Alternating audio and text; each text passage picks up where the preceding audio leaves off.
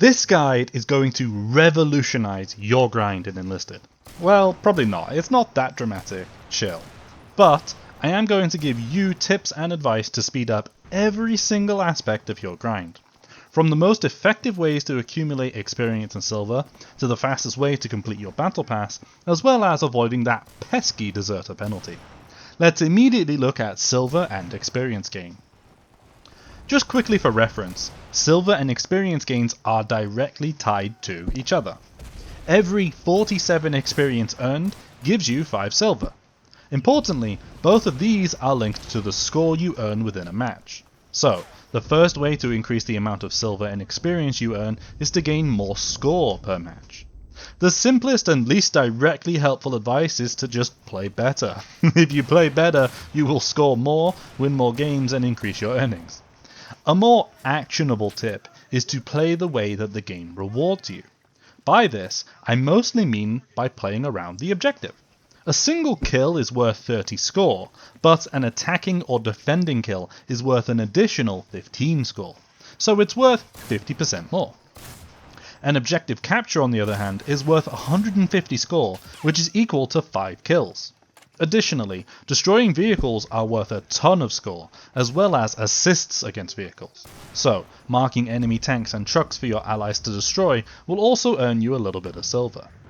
Generally, I wouldn't waste time building a whole bunch of stuff as an engineer though. You're going to get a lot more score in other ways. Although, placing a rally or APC gives score when your team spawns on them, as well as generally making you a lot more likely to win the game. Playing to win is a great way to increase your earnings, since each win boosts income by 50% for that game. And if you work towards tipping the scales, you should win more than you lose, and the grind will be faster. Another way to earn bonus silver and XP is to work on Battle Hero medals. Battle Hero medal is an achievement within a match that rewards players for excelling in certain areas. You can earn as many Battle Heroes as possible, but you only get rewards for the first 5 medals. Each medal gives you a flat 100 silver, up to 500, as well as a 10% boost to your XP and silver gained from that match, up to 50% boost. It may be worth it to focus on some of these medals as part of your gameplay. Some easy medals you can try to get are the best of each soldier type, aka earning the most score as a rifleman, assaulter, medic, APC driver, or guerrilla. The melee master is not too hard to pick up if you can spot opportunities to melee unsuspecting enemies rather than shooting them. You only need 3 melee kills to get this medal, but you still have to get the most melee kills of all players in that match. Also, be careful of AI insta-killing you and giving this medal to the player you're trying to farm it off. The Crusher is awarded to the player with the most vehicle destructions, at least 3. You can see the whole list of potential medals on screen now.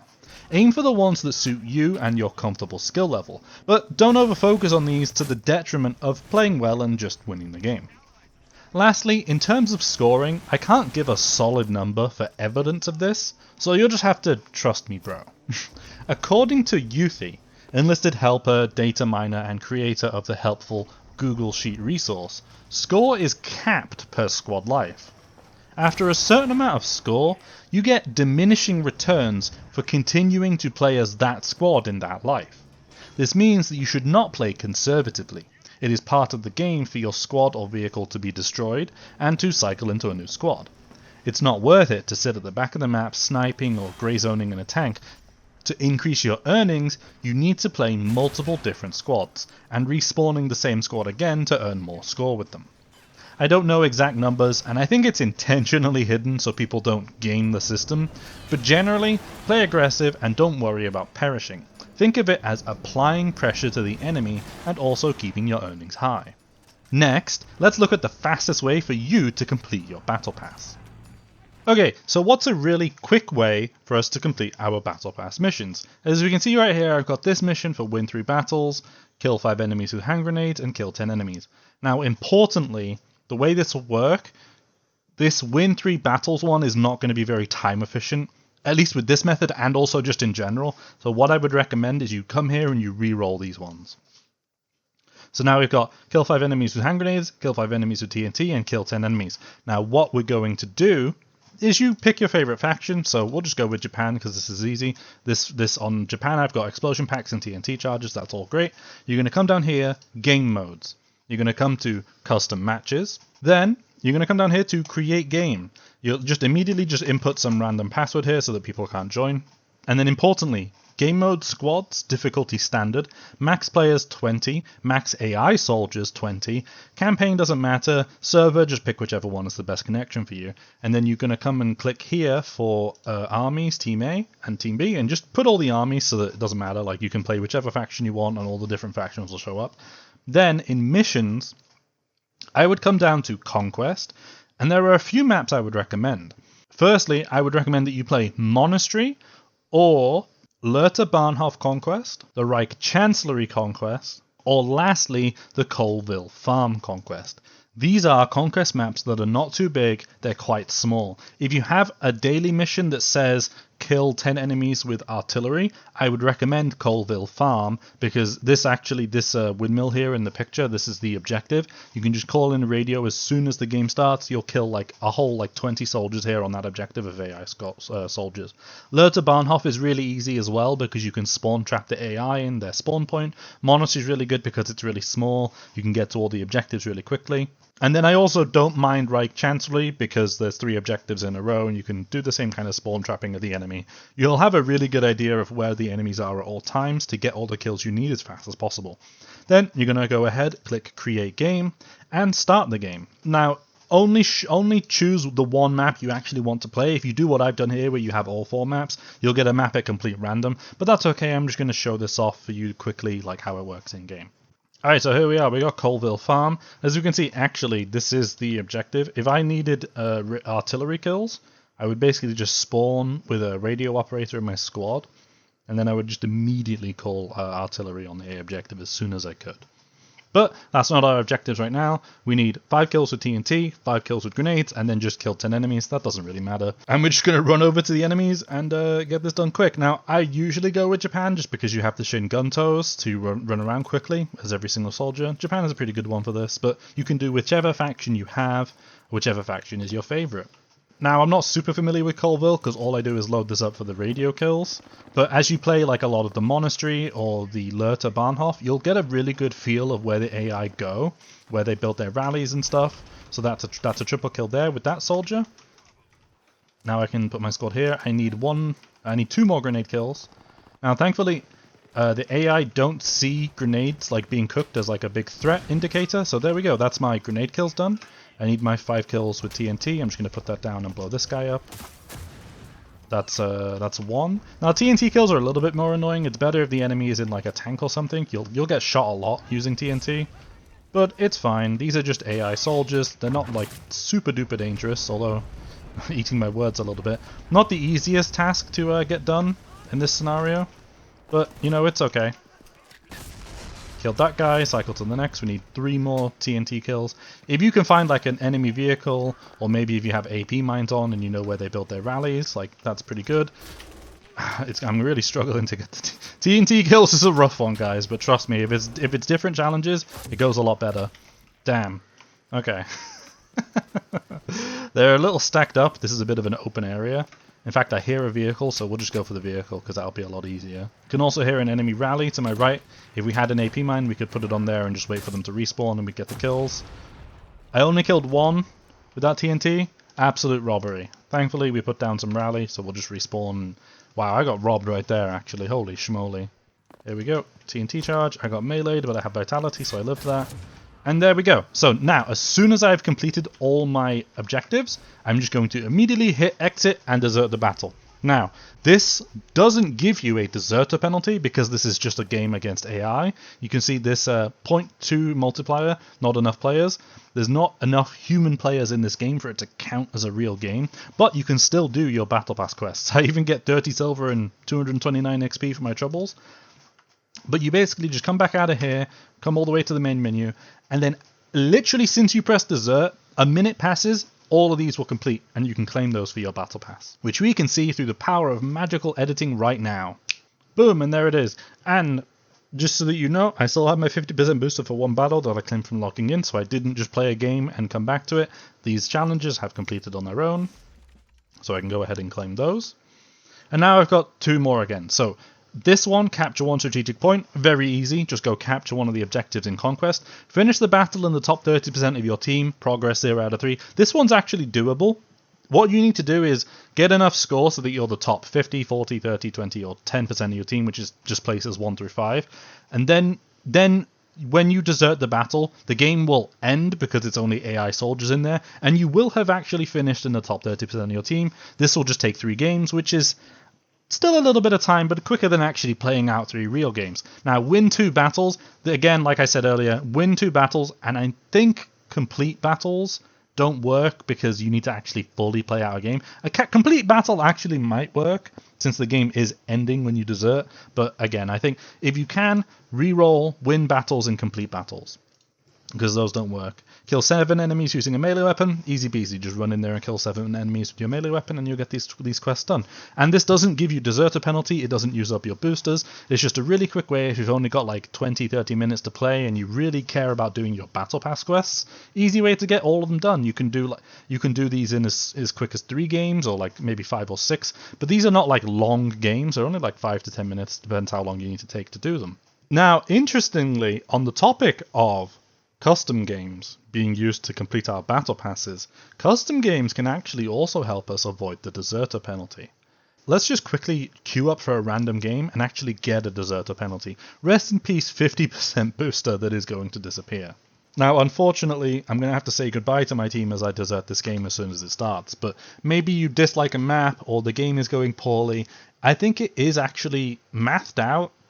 Even with the deserter penalty, it's more income to just desert a bad game and play a new one in that time. You'll still make more money than playing a game where you're getting absolutely raffle stomped. So, like, deserting is good for your income anyway, even with the penalties to the income of that match and the deserter penalty you get for the next 2 games. But actually, there's even a way to avoid this 20% experience penalty. Let's go ahead and desert and receive our penalty first. Oh, I'm so evil. I'm sorry, team. I didn't mean it. So here we go. Desertion penalty, XP, 20% for the next 2 battles. We can see right here, I'm sorry, team. I've abandoned you. I am selfish and only in it for myself. Minus 20%, 6 days, 2 battles in effect. Let's again go to custom matches, create game, throw in a random password. Let's actually take the maps out. I just want to do Lotte Bahnhof. The map doesn't matter at all, by the way. You can just set these up in any way, as long as it's not a modded game, or maybe a modded game works. And you just start this match. Alright, so we're loading up. I'm just gonna spawn my squad just in case. In fact, actually, let's not even spawn the squad. You just load up a custom game and you click exit battle. We're using a deserter message to clear our deserter penalty. So we come back out of here and we can see that there is only 1 battle left on my deserter penalty. Now, if you for some reason can't create a custom game, let's just test this out real quick. Now, normally you would just do create game and make another one, but let's also just test this out just in case. We can just do it just by joining random custom games that are on the browser. So let's join here, press play, and we'll just desert as soon as we get in, and we'll see if it works. These guys are playing Munda Trail Shimizu Hill by choice? What are they doing? Okay, so we joined in here. Let's just desert again, because I'm pretty sure you can just desert as soon as you get in. You don't need to play. I mean, we just showed that, didn't we? So we can join and leave. And look, no more deserter penalty. It is really just that simple. Isn't that incredible? Do with that as you wish. This isn't an exploit, by the way. You won't get punished for this. This is in no way this is just an intended mechanic of the boosters for some reason. If the devs don't like this, I'm sure they'll change it in the future. So if you desert a lot of games for whatever reason, make use of it now before it gets patched. Lastly, let's close out this video with some really fast tips that will increase the speed of your grind. Number 1, it's premium account. Nobody wants to hear that the fastest way to grind in a free-to-play game is to give the developers a little bit of money. But if you're enjoying the game, I would say it's worth investing the money to get a 50% boost to all of your grind. You'll also get access to extra squad slots, which is nice for bringing extra tanks or planes. There should be sales for Enlisted around the October, November, and December time. If you can get an entire year of Enlisted Premium for 50% off, it's only about like £20, $20 kind of like value. For a full 365 days, that is a really good deal in my opinion. A lot of games would charge you a lot more money for that length of premium account. So if you can afford it, if you want to spend money, if you want to support the devs, if you enjoy the game and you want it to succeed, premium account is a good option. I would definitely say if you are going to spend money, the first things you should buy are a premium account and the Battle Pass. We'll talk about the Battle Pass now.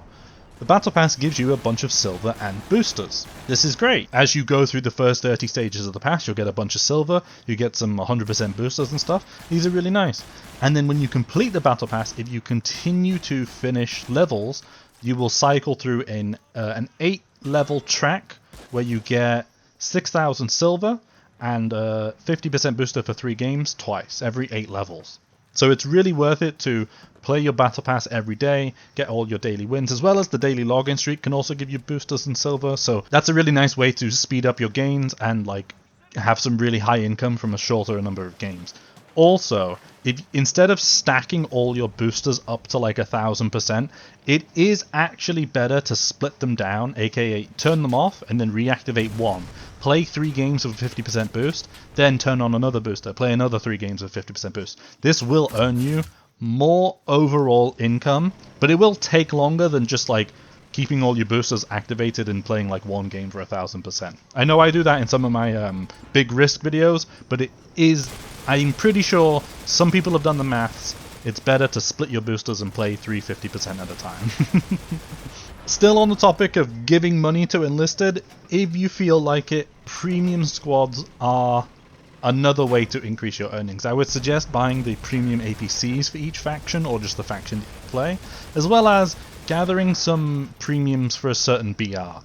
Ideally, if you like really love BR2 or BR3 Soviets or something, you should buy like the premium APC, the premium medic squad, and then like the premium guerrillas. That way you can cycle 3 squads. You'll always be playing as a premium squad that way. It's just another boost to your income. But obviously premium squads are quite expensive. I'd only recommend buying them on half off for the discounts like every couple times a year. But it is nice. Like having all these stacking multiplying boosters really speeds up your grind. But of course that costs money, and if you don't have money or you don't have money to spend or you don't want to spend money, like of course it's completely up to you. It's your money. Spend it how you wish. Next tip, and number 4, participate in events whenever Enlisted holds them. Whenever they hold a 20k event or like a week-long event where there's different tasks, those will give you boosts of like 5,000 silver sometimes, as well as like other important things like appearance orders and weapon upgrade orders. They're just really nice. Make sure to cash in on those. Those are quite easy to do. It doesn't really take a lot of games to get like 80 machine gun kills whenever that comes up. So those are worth playing. Tip number 5, never sell any equipment. It's just not worth the value you get back, and you never know if you want to try something out again. What is worth spending silver on though is upgrading your weapons, upgrading the vehicles, and perking your soldiers correctly. Obviously you don't want to like just waste money resetting the perks on your soldiers, although it is a lot cheaper now than it used to be, so like you can play around with them, it's fine. But I would definitely say unlock the upgrades for your weapons, unlock the discount for the upgrades of those weapons, and then definitely invest money into upgrading the weapons that you enjoy.